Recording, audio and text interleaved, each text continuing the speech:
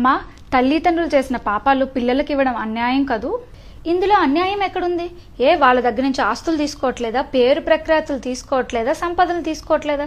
తల్లిదండ్రులు ఇచ్చిన ఇవన్నీ మనం తీసుకుంటున్నప్పుడు, ఆఖరికి వాళ్ళ జీన్స్ నుంచి వచ్చిన ఆరోగ్యాన్ని కూడా మనం తీసుకుంటున్నప్పుడు, మరి వాళ్ళు చేసిన కర్మ ఫలితంలో పాపాలు కూడా పిల్లలు పంచుకోవాలి కదా.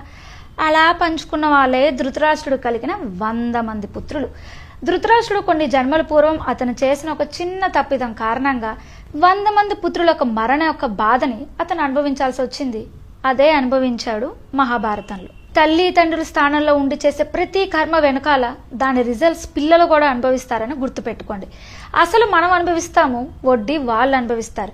ఎలా అంటే తినకూడనివి తిని యజ్ఞాలు యాగాలు పూజలు చేస్తే వచ్చే కర్మ ఫలితాలు కానివ్వండి, లేదంటే వ్యాపారంలో అన్యాయంగా మనం డబ్బులు సంపాదించినప్పుడు కానీ, ఇలా రకరకాల వంటి కర్మలు మనం చేసినప్పుడు ఆ ఒక్క దోషాలు పిల్లల ద్వారా మనం అనుభవించాల్సి వస్తుంది.